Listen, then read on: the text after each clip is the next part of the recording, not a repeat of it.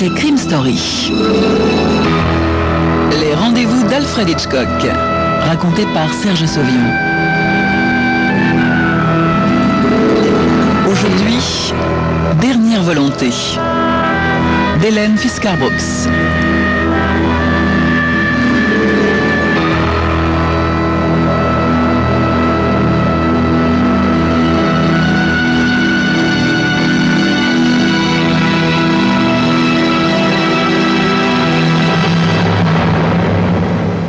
Gérard Daniel arpente nerveusement sa cellule.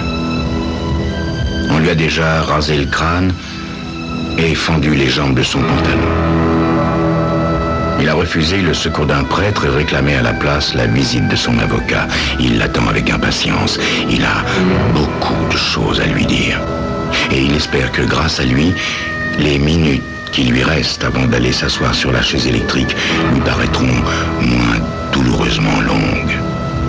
À son grand soulagement, il entend des pas résonner dans le couloir. Le gardien, cette espèce de statue en uniforme, immobile depuis des heures devant ses barreaux, s'anime enfin. Dans un grand cliquetis de métal, la porte s'ouvre et John Muller, son avocat, pénètre dans la cellule. Sans un mot, avec des gestes de robot bien programmés, le gardien referme la porte. Daniel entend les pas de l'autre gardien, celui qui avait accompagné John Muller, s'éloigner dans le couloir.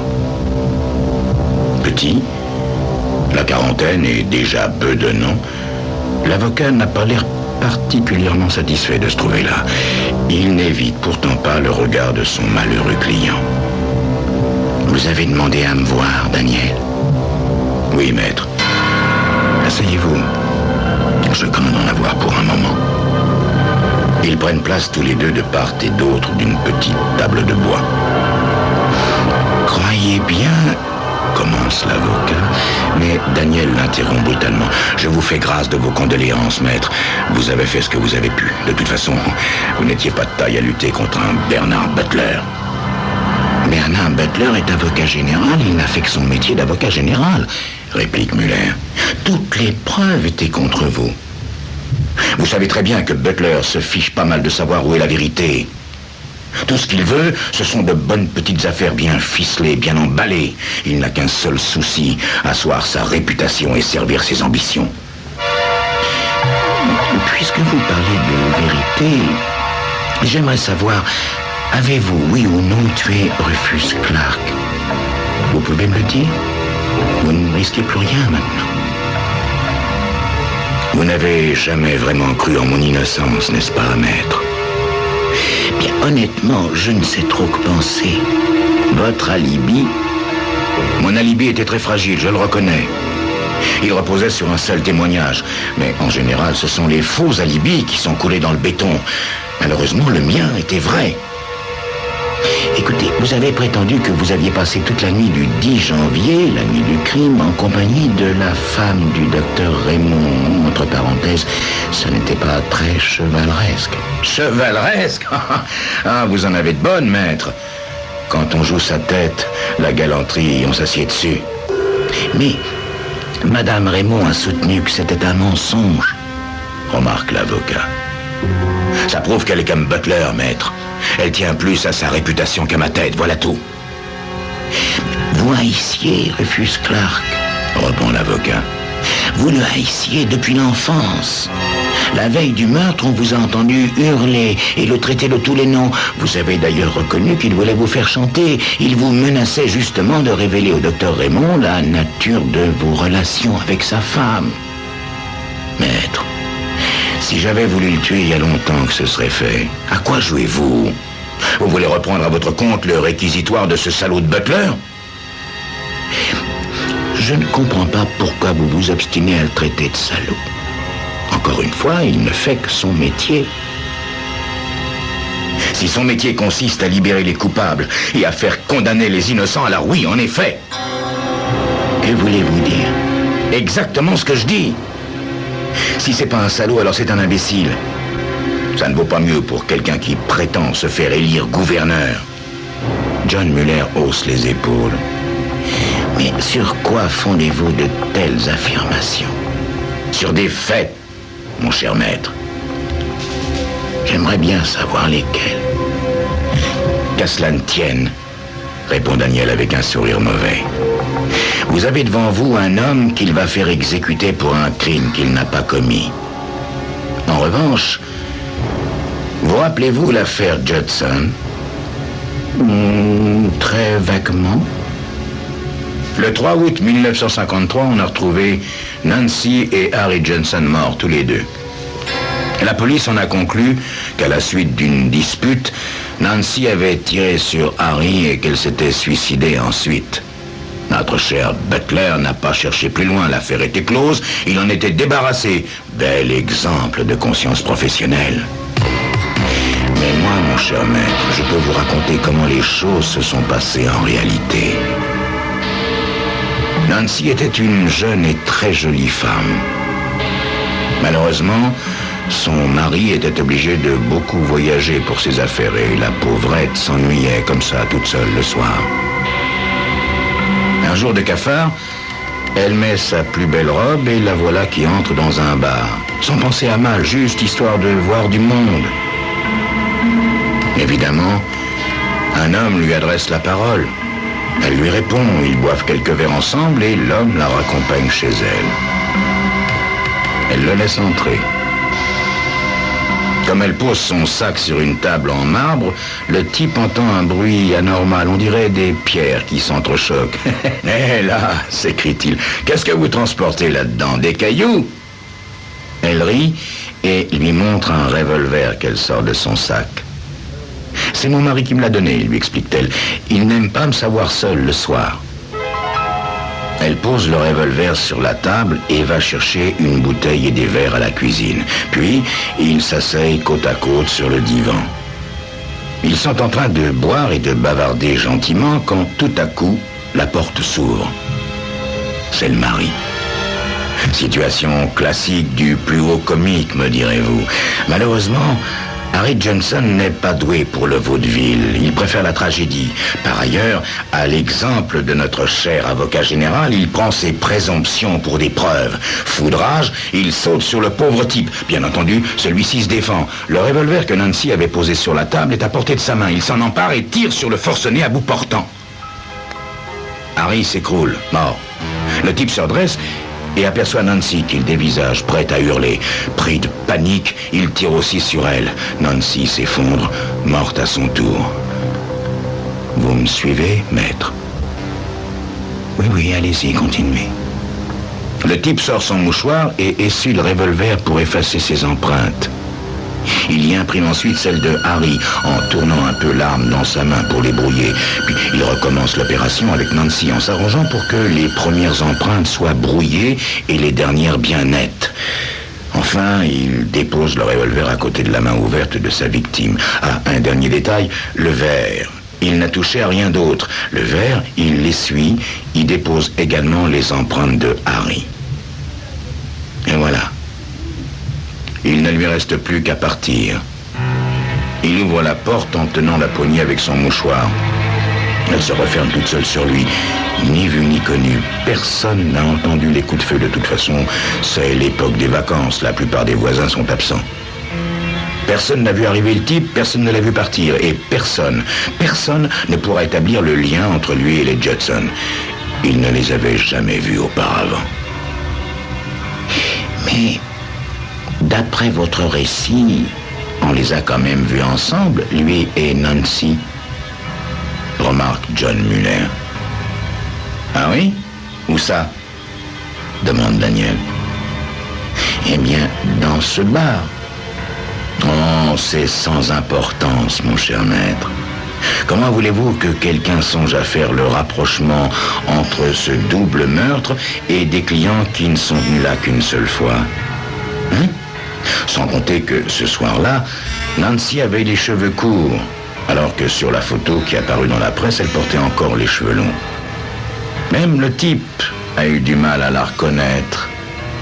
De toute façon, comme je vous l'ai dit, l'enquête a été bâclée et notre cher avocat général s'est empressé de fermer les yeux sur tout ce qui clochait dans cette affaire.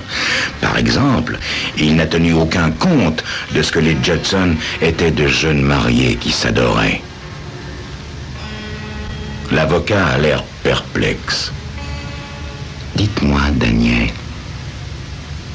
c'est vous qui avez inventé cette histoire ?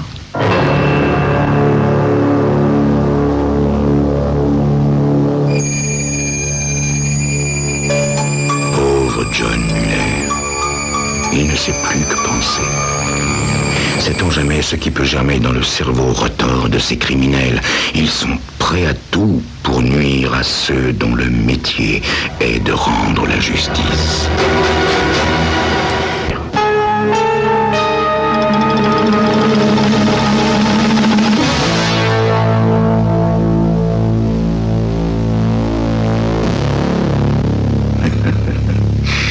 C'est faire beaucoup d'honneur à mon imagination, mon cher maître. Mais dans ce cas, si tout cela est vrai, comment pouvez-vous savoir ce que même la police ignore ? Bravo, maître, bravo. Encore un petit effort, vous allez finir par comprendre. Vous ne voulez pas dire ? Je ne dis rien du tout, maître. À vous de deviner. Voulez-vous que je vous raconte un autre exploit de notre avocat général, de cet homme qui prétend devenir gouverneur de l'État ? Vous rappelez-vous l'affaire Joseph Ackley ? Joseph Ackley, non, je ne crois pas. Celui-là aussi, il l'a envoyé sur la chaise pour le meurtre d'Arnold Gillen. Eh bien, il ne l'avait pas tué. Il est exact qu'ils se sont bagarrés devant tout le monde le jour du meurtre à l'usine où ils travaillaient tous les deux. Il est encore exact que Joseph Ackley est allé le soir chez Gillen et qu'ils ont recommencé à se bagarrer. Mais il est non moins exact que Gillen était encore vivant quand il est parti. Un autre homme est venu après lui, quelqu'un à qui Gillen devait de l'argent depuis longtemps, beaucoup d'argent. Gillen a encore une fois refusé de le rembourser, alors hors de lui, l'autre a saisi un marteau et lui a fracassé le crâne. Mais comment savez-vous qu'il s'agissait d'un marteau ? Je me souviens de cette affaire à présent. On n'a jamais retrouvé l'arme du crime. Eh bien, moi, je peux vous dire où elle est, si ça vous intéresse. Dans les carrières de sable, à la frontière de l'État. Un grand silence tombe soudain entre eux. Alors, c'est vous qui avez commis ces deux crimes ? Dit enfin l'avocat d'une voix tremblante. Oui, maître. Et le seul dont je sois innocent, c'est celui pour lequel je vais être exécuté. Comprenez-vous maintenant pourquoi je veux détruire la réputation de cet imbécile d'avocat général ? Il ne sera jamais gouverneur. Ce sera ma vengeance. Il tire une lettre de sa poche. Le directeur de la prison m'a fait dire que j'avais droit à une dernière volonté. Eh bien, la voici. Je veux que vous apportiez cette lettre au rédacteur en chef du Daily Post, le plus vite possible, tout de suite en sortant d'ici. Je veux qu'elle paraisse demain dans son journal, en même temps que le compte-rendu de mon exécution. Dans cette lettre, vous racontez tout ce que vous venez de me dire ? Demande l'avocat. Bien sûr, maître, tout. Bernard Butler a eu ma peau, moi j'aurai la sienne. De toute façon, je n'ai plus rien à perdre. Alors, c'est entendu, maître ? Vous irez ? Je vous le promets, répond John Muller. Sans ajouter un mot, il fait signe au gardien qui lui ouvre la porte. Resté seul, Daniel est de nouveau en proie à l'angoisse. Il se prend le visage dans les mains pour s'empêcher de hurler. Ruisselant de sueur, la bouche sèche, l'estomac noué, il a perdu toute notion du temps quand tout à coup la porte s'ouvre. On lui tape sur l'épaule. Non, non, je vous en prie, pas tout de suite, pas encore. Écoutez-moi, Daniel, je vous apporte une bonne nouvelle. Madame Raymond vient de téléphoner. Daniel lève la tête, ahuri. Le directeur de la prison poursuit en souriant. Elle a reconnu que vous étiez avec elle la nuit du crime. Elle a déclaré qu'elle ne pouvait pas laisser exécuter un innocent. Incrédule, Daniel murmure. Alors, je ne vais pas mourir. Il comprend enfin. Sauvé. Il est sauvé. Une vague de bonheur le submerge. Ses yeux se remplissent de larmes. Soudain, un souvenir terrible lui revient. Le perce au cœur comme un coup de poignard. « Mon Dieu !» s'écrie-t-il. « Ma lettre ! John Muller ! Où est John Muller ? Il faut que je parle à John Muller !»« Ne vous faites pas de soucis, Daniel. Il vient justement de téléphoner, lui aussi. Décidément, c'est votre jour de chance. Il vous fait dire qu'il a accompli sa mission. Il m'a prié de vous dire qu'au journal aussi, ils sont en ébullition. Ils refont toutes leurs premières pages. Il paraît qu'ils tiennent un scoop. Je ne sais pas de quoi il s'agit, mais John Muller m'a dit que vous comprendriez. Daniel l'écoute avec horreur. Et brusquement, il s'effondre, évanoui. « Oh, le pauvre !» murmure le directeur de la prison. « Le pauvre, la joie a été trop forte. »